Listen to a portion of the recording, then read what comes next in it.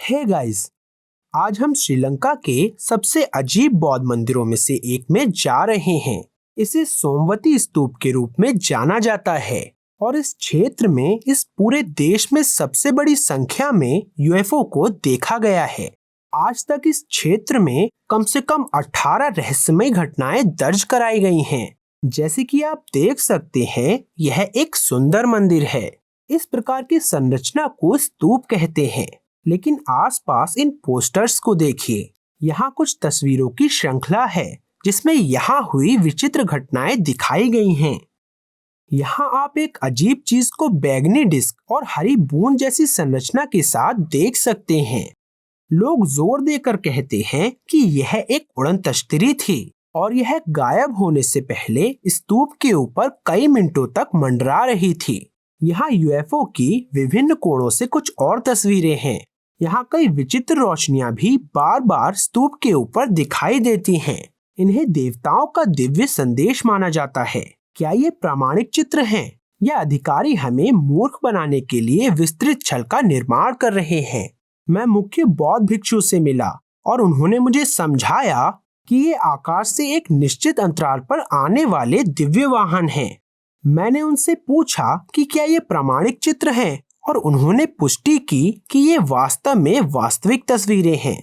बौद्ध भिक्षु बेहद ईमानदार होने के लिए जाने जाते हैं और उन्होंने यह भी बताया कि अधिकांश तस्वीरें अनजान आगंतुकों द्वारा नहीं ली गई थीं, बल्कि बहुत उच्च पदीय लोगों द्वारा ली गई थीं। उदाहरण के लिए इनमें से कुछ तस्वीरें श्रीलंका के एक संसदीय मंत्री द्वारा ली गई थीं, जिनका नाम जयविक्रमा परेरा है। मुझे नहीं लगता कि इस तरह की उच्च पद का व्यक्ति नकली तस्वीर जारी करने का जोखिम उठाएगा। मुझे लगता है कि यहाँ बार बार यूएफओ देखे जाने की घटना एक वास्तविक घटना है। केवल इस मंदिर के आसपास ही ये यूएफओ दिखने की घटनाएं क्यों हो रही हैं? श्रीलंका में कम से कम 6000 बौद्ध मंदिर हैं, तो इस मंदिर में ऐसा क्या खास है? भले ही यह मंदिर बिल्कुल नया दिखता है, लेकिन यह वास्तव में श्रीलंका में सबसे पुरानी संरचनाओं में से एक है। इसे कम से कम 2200 साल पहले बनाया गया था। दुनिया में केवल 8 मंदिर हैं जिनमें भगवान बुद्ध के दांत रखे हैं और सोमवती मंदिर उनमें से एक है। लेकिन शायद यह यहाँ बार बार यूएफओ दिखने का असली कारण नहीं है। असली कारण यह है कि इस मंदिर के स्तूप के ऊपर एक प्राचीन क्रिस्टल रखा गया है। यह इतनी दूर से छोटा दिखता है, लेकिन यह एक विशाल क्रिस्टल है जो 1 फुट से अधिक लंबा है। लगभग सभी बौद्ध स्तूपों में यह क्रिस्टल है, जिसे स्थानीय रूप से चूड़ा माणिक्य के नाम से जाना जाता है। लेकिन ऐसा कहा जाता है कि सोमवती मंदिर एकमात्र ऐसा मंदिर है जिसमें यह मूल प्राचीन क्रिस्टल है और भगवान बुद्ध ने स्वयं इस क्रिस्टल का उपयोग नागों से संपर्क करने के लिए किया था।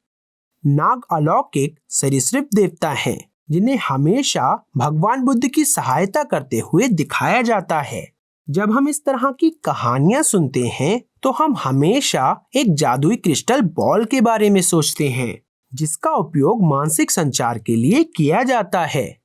लेकिन अगर यूएफओ के दृश्य वास्तविक हैं और इनके फोटो खींचे जा सकते हैं, तो इसका मतलब है कि इसमें वास्तविक तकनीक शामिल है। क्या आप जानते हैं कि क्रिस्टल का उपयोग करके सबसे पहले रेडियो सेट बनाए गए थे? इन क्रिस्टल रेडियो सेट्स को किसी भी बाहरी शक्ति की आवश्यकता नहीं थी और ये रेडियो तरंगों की ट्यूनिंग करने में सक्षम थे। और आप संकेतों को सुनने के लिए क्रिस्टल एयरफोन का उपयोग भी कर सकते हैं। इस क्रिस्टल रेडियो की खूबी यह है कि इसे चलाने के लिए किसी बैटरी या बाहरी बिजली की जरूरत नहीं थी। इस तकनीक को अंततः समाप्त कर दिया गया था क्योंकि अमीर व्यापारियों को यह एहसास हुआ कि वे बिजली के लिए लोगों से शुल्क नहीं ले सकते थे और इससे पैसे नहीं कमा सकते थे। लेकिन क्या ये क्रिस्टल वास्तव में एक रेडियो तरंग रिसीवर है? बहुत से लोग आश्चर्य करते हैं कि इन विशाल क्रिस्टल को इतने ऊंचे स्तूप के शीर्ष पर रखने के लिए बौद्ध लोग इतनी तकलीफ क्यों उठाते हैं। अब लोग अपने सेल फोन पर बेहतर संकेत प्राप्त करने के लिए पेड़ों पर क्यों चढ़ते हैं? क्योंकि रेडियो तरंगों को स्पष्ट रूप से प्राप्त करने के लिए डिवाइस को अधिक ऊंचाई पर होना चाहिए जहां कोई व्यवधान न हो। क्या यही कारण है कि प्राचीन निर्माताओं ने इस विशाल क्रिस्टल को सोमवती मंदिर के ऊपर रखा? इसे समझने के लिए हमें करीब से यह देखने की आवश्यकता है कि ये क्रिस्टल वास्तव में ऊपर कैसे सेट होते हैं। बौद्ध भिक्षु अक्सर इन क्रिस्टल पर अनुष्ठान करने के लिए बिना सुरक्षा उपायों के इन मंदिरों के ऊपर चढ़ते हैं। सबसे दिलचस्प बात यह है कि यह एक 2500 साल पुराना रिवाज है जो कि आज तक निभाया जाता है। लेकिन यह सारे रस्म रिवाज निभाते हुए सारा सेट एक तकनीकी उपकरण जैसा दिखता है। क्रिस्टल को देखें, यह ऊपर और नीचे धातु संरचनाओं के संपर्क में है। और देखिए इसके चारों ओर क्या है। क्या ये बड़े कॉइल एक सर्किट के तारों के समान नहीं है? बिल्कुल एक क्रिस्टल रेडियो डिवाइस की तरह। एक क्रिस्टल का होना एक बात है, लेकिन इन धातु के ट्यूबों को विशिष्ट तिथियों पर टावर के ऊपर क्यों रखा गया?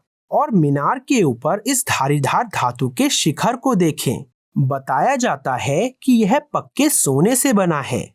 रिवाज के अनुसार क्रिस्टल के तल के साथ केवल सोने का संपर्क होना चाहिए। क्या यह महज सजावटी उद्देश्यों के लिए है या यह इसलिए है क्योंकि सोना ऊर्जा का एक बहुत अच्छा संचालक है? और किस कारण से क्रिस्टल को सोने के शिखर के ऊपर रखा जाएगा? क्या यह क्रिस्टल, यह धातु ट्यूब और यह सोने का शिखर सिर्फ व्यर्थ दिखावे के लिए है, या प्राचीन निर्माता सच में रेडियो सिग्नल प्राप्त करने के लिए एक बड़ा क्रिस्टल रेडियो सेटअप तैयार कर रहे थे? लेकिन रेडियो सिग्नल कहां से आता था? आज के सारे वैज्ञानिक इस बात से सहमत हैं कि हमें बाहरी अंतरिक्ष से रेडियो तरंगे मिल रही हैं। साल 2012 में एक ऑस्ट्रेलियाई अंतरिक्ष वेधशाला ने धरती के बाहर से आने वाली रेडियो तरंगों का पता लगाया था। साल 2014 में पुएर्तो रिको में एक दूसरी वेधशाला ने भी अजीब रेडियो तरंगों का पता लगाया और इस बात की पुष्टि की कि यह संकेत निश्चित रूप से गहरे बाहरी अंतरिक्ष से आया है।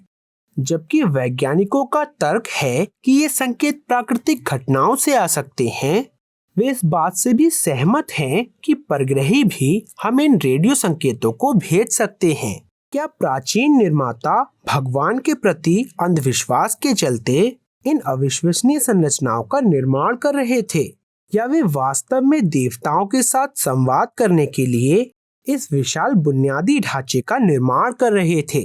लेकिन अगर यह क्रिस्टल तंत्र केवल रेडियो तरंगों का रिसीवर है, तो प्राचीन बिल्डरों को रेडियो तरंगों को बाहर भेजने के लिए एक ट्रांसमीटर की भी आवश्यकता होगी। इसे समझने के लिए हमें यह समझने की आवश्यकता है कि एक स्तूप को कैसे बनाया गया है और वास्तव में एक स्तूप के अंदर क्या होता है, जो कि जल्द ही मैं आपको दिखाऊंगा।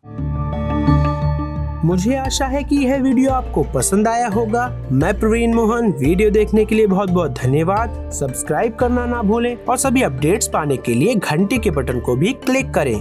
कृपया इस वीडियो को लाइक करें और अपने दोस्तों के साथ शेयर करें और मैं आपसे जल्द ही बात करूंगा। बाय।